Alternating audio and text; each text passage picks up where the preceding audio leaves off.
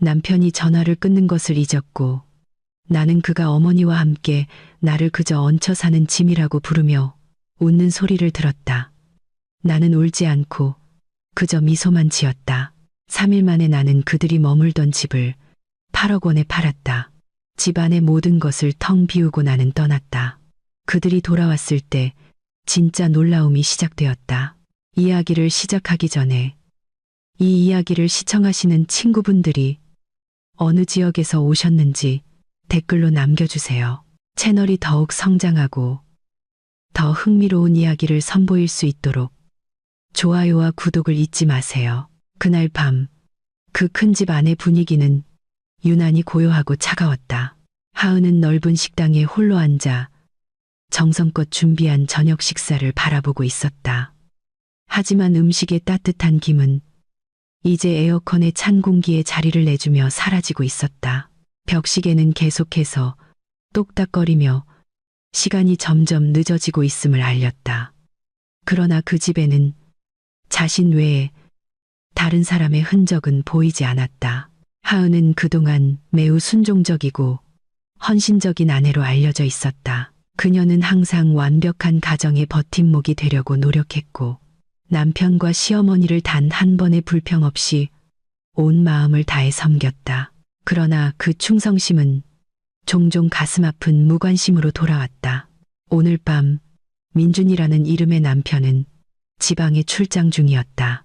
민준은 이틀 전 중요한 사업상의 일이 있어 떠날 수 없다는 이유로 집을 나섰다.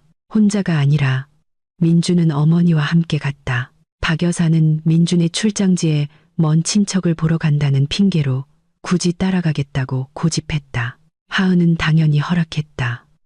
그녀는 남편을 한 번도 의심한 적이 없었고 특히 그것이 일과 부모님에 대한 효도와 관련된 일이라면 더욱 그랬다. 하은은 민준이 그들의 미래를 위해 애쓰고 있다고 믿었고 좋은 아내로서의 임무는 집을 지키고 남편의 일이 순조롭게 풀리기를 기도하는 것이라고 생각했다. 그날 밤의 정적은 식탁 위에 놓인 휴대전화 벨소리에 갑자기 깨졌다. 휴대전화 화면이 밝게 켜지며 남편의 이름이 나타났다.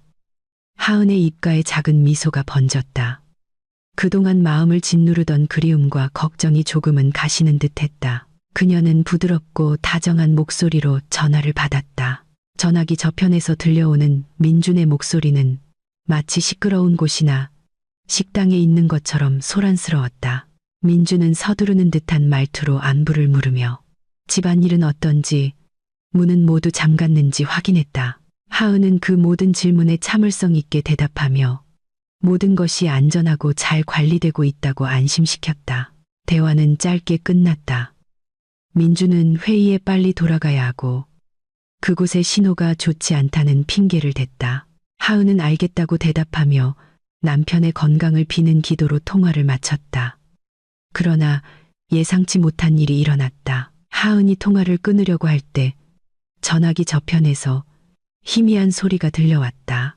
민준이 통화를 종료하는 버튼을 누르는 것을 잊은 모양이었다. 휴대전화는 아마도 주머니에 넣거나 통화가 연결된 채로 책상 위에 놓여 있었을 것이다.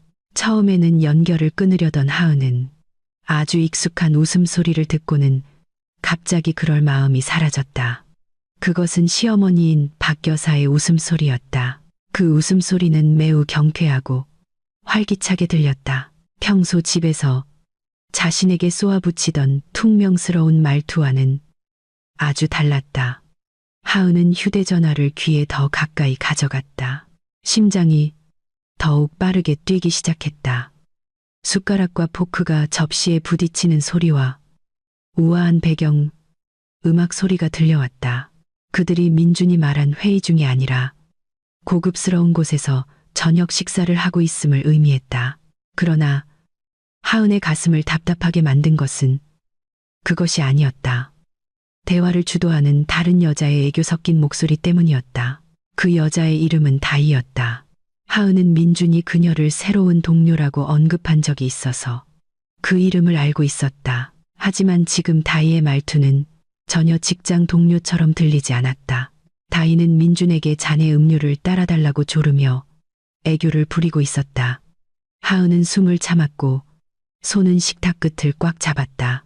다희의 투정에 민준이 아주 다정한 어조로 웃으며 대답하는 소리가 들렸다.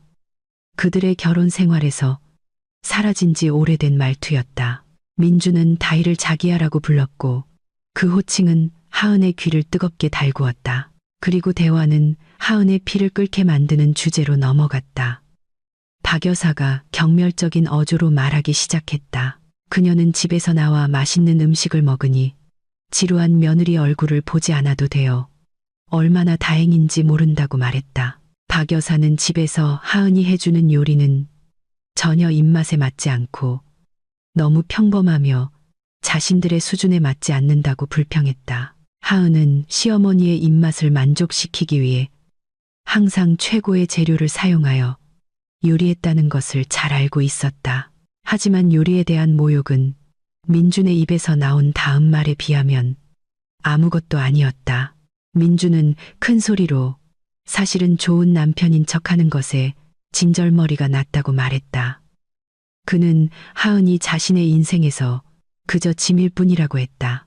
민준에 따르면 하은은 불필요한 집 관리에 돈을 쓰는 것 외에는 아무런 기여도 하지 않는다는 것이었다. 민준은 심지어 하은을 이 호화로운 집에 얹혀 살면서 분수를 모르는 여자라고 불렀다. 그는 그 집의 등기권리증이 사실은 하은의 이름으로 되어 있다는 것을 잊고 있었다. 하은은 부모님의 유산과 결혼 전 열심히 일해서 번 돈으로 그 집을 샀다. 하지만 민준은 자신이 가장이라는 이유로 항상 그 집이 자신의 것이라고 여겼다. 다희의 목소리가 다시 들려왔다. 이번에는 교활한 질문조였다. 그녀는 민준이 언제 하은과 이혼해서 자신과 공식적으로 결혼하고 그 호화로운 집에서 방해 없이 살 수 있을지 물었다. 민준의 대답은 하은에게 청천벽력과 같았다. 민준은 자산 보안이나 세금 문제를 핑계로 하은에게 집 명의를 자신의 이름으로 바꾸도록 설득할 계획을 짜고 있다고 말했다. 명의가 넘어가면 민준은 즉시 하은을 집에서 쫓아내고 이혼하겠다고 약속했다. 박 여사는 그 사악한 계획을 매우 지지하는 듯했다. 그녀는 심지어 민준에게 하은에게 위자료 한 푼도 줄 필요가 없다고 덧붙였다. 그녀에 따르면 하은은 이미 아들 덕분에 충분히 오랫동안 호사를 누렸기 때문이었다. 흘러내려야 할 눈물이 어째서인지 하은의 눈가에 맺혀 있었다. 가슴을 꿰뚫는 고통이 너무 깊어 슬픔이라는 감정 자체를 넘어섰다. 그녀는 무감각해졌다.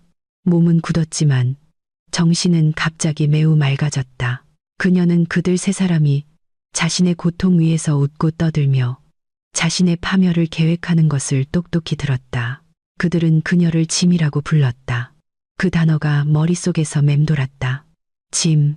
그들은 그녀의 존재, 그녀의 헌신, 그리고 그녀의 인내를 그동안 그저 재산을 빼앗은 후에 버려야 할 짐으로 여겼다. 하은은 천천히 휴대전화를 귀에서 떼었다. 그녀는 통화를 끊지 않고 저절로 끊어지거나 민준의 요금이 다 떨어질 때까지 내버려 두었다. 그녀는 아주 차분한 동작으로 휴대전화를 다시 식탁 위에 내려놓았다. 방금 세상이 무너지는 소리를 들은 사람치고는 너무나 평온했다. 그녀는 식탁 의자에서 일어나 식당 벽에 걸린 커다란 거울에 비친 자신의 모습을 바라보았다. 거울 속 여자의 얼굴은 창백해 보였다. 하지만 평소 부드러웠던 그녀의 눈빛은 이제 얼음처럼 날카롭고 차갑게 변해 있었다. 더 이상 유순하고 순종적인 하은은 없었다.